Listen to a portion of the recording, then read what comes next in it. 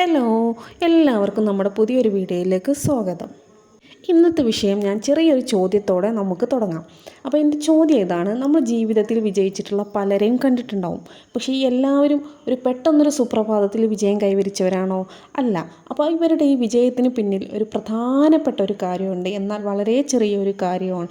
ഇത്തിരി കുഞ്ഞനായ ഈ ഒരു കാര്യം എങ്ങനെയാണ് ഇത്രയും വലിയൊരു വിജയത്തിന് കാരണമാകുന്നത് എന്ന വിഷയത്തെക്കുറിച്ചാണ് നമ്മൾ ഇന്നിവിടെ സംസാരിക്കുന്നത്. ആൾ ഇത്തിരി കുഞ്ഞനാണെങ്കിലും ഭയങ്കര പവർഫുള്ളാണ് കേട്ടോ. മൂപ്പരെ നമ്മൾ സ്ഥിരമായിട്ട് നമ്മുടെ ലൈഫിൽ കൂടെ കൂട്ടിയിട്ടുണ്ടെങ്കിൽ നമുക്ക് പ്രതീക്ഷിക്കാത്ത രീതിയിലുള്ള അത്രയും പവർഫുള്ളായിട്ടുള്ള റിസൾട്ട് നമ്മുടെ ലൈഫിൽ നമുക്ക് കൊണ്ടുവരാൻ പറ്റും. അപ്പോൾ ആളെക്കുറിച്ചൊന്ന് നോക്കിയാലോ ഇന്നത്തെ വീഡിയോയിൽ. സ്ഥിരത എന്ന് പറയുന്നത് റോക്കറ്റ് സ്പീഡല്ല, കടലിലെ തിര പോലെയാണ്. ഓരോ തിരയും കരയിലേക്ക് മണലടുപ്പിക്കുന്നു. ഒറ്റ തിര കൊണ്ട് ഒന്നും സംഭവിക്കുന്നില്ലല്ലോ. പക്ഷേ 1000 തിരകൾ കഴിഞ്ഞാൽ കര തന്നെ മാറും. നമ്മുടെ ജീവിതവും അങ്ങനെയാണ്.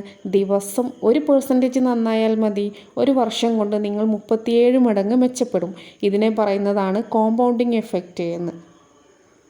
വലിയ ലക്ഷ്യങ്ങൾ നമ്മളെ പേടിപ്പിക്കുമായിരിക്കും. എന്നാൽ ഞാനൊരു പുസ്തകം എഴുതണം എന്ന് കരുതുമ്പോൾ തല കറങ്ങും. പക്ഷേ ഞാൻ ദിവസം 200 വാക്ക് എഴുതും എന്ന് കരുതിയാൽ അത് എളുപ്പമല്ലേ? 200 വാക്ക് 365 ദിവസം കൊണ്ട് എഴുതിയാൽ എന്തായി? ഒരു മുഴുവൻ പുസ്തകം നമുക്ക് എഴുതാൻ പറ്റില്ലേ?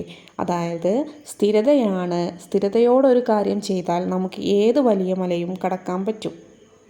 എന്തുകൊണ്ട് നമ്മൾ സ്ഥിരത പാലിക്കില്ല? 3 കാരണങ്ങളാണ് അതിന് മെയിനായിട്ടുള്ളത്. അതിൽ ഒന്നാമത്തേത്, നമ്മൾ മോട്ടിവേഷന് വേണ്ടി കാത്തിരിക്കുന്നു. മൂഡ് വന്നാൽ തുടങ്ങാം എന്ന് നമ്മൾ കരുതുന്നു. പക്ഷേ മൂഡ് വരുന്നത് പ്രവൃത്തി തുടങ്ങിയ ശേഷമാണ്. അപ്പോൾ സൈക്കിൾ ചവിട്ടാൻ തുടങ്ങിയാൽ മാത്രമല്ലേ ബാലൻസ് കിട്ടൂ? അതുപോലെയാണ് എല്ലാ കാര്യവും. ഇനി രണ്ടാമത്തെ കാര്യം എന്ന് പറയുന്നത്, എല്ലാം പെർഫെക്റ്റ് ആക്കണം എന്നത് ഒരിക്കലും പോസിബിളായ കാര്യമല്ല. 100% ചെയ്യാൻ പറ്റിയില്ലെങ്കിൽ ചെയ്യുന്നില്ല എന്ന മൈൻഡ് സെറ്റ് തീരെ ഓക്കെ അല്ല.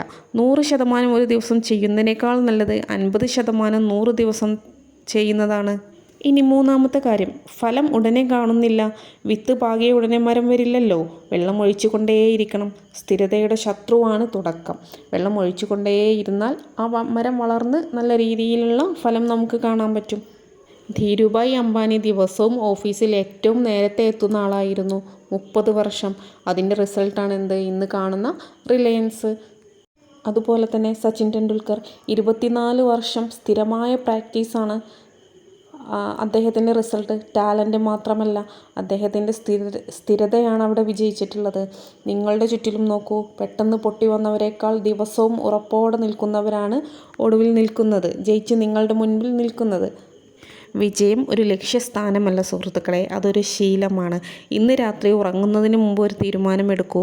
നാളെ മുതൽ നിങ്ങൾ ദിവസവും ചെയ്യുന്ന ഒരു ചെറിയ കാര്യം എന്താണ്? 5 മിനിറ്റ് വായനയോ 10 മിനിറ്റ് നടത്തമോ ഒരു പേജ് കുറിപ്പോ, വലുതൊന്നും വേണ്ട. വളരെ ചെറിയ കാര്യം മതി. പക്ഷേ അത് നിങ്ങൾ സ്ഥിരമായിട്ട് ചെയ്താൽ മതി. ഇതിനൊരു മാജിക് പവർ ഉണ്ട്. നിങ്ങളുടെ ലൈഫിൽ അതിന് വലിയൊരു ചേഞ്ചസ് കൊണ്ടുവരാൻ പറ്റും. കാരണം കടലിനെ കരയാക്കുന്നത് തിരകളാണ്, വലിയ സുനാമികളല്ല. അങ്ങനെ നിങ്ങളുടെ സ്ഥിരതയുടെ യാത്ര തുടങ്ങട്ടെ. എല്ലാവർക്കും വിജയാശംസകൾ.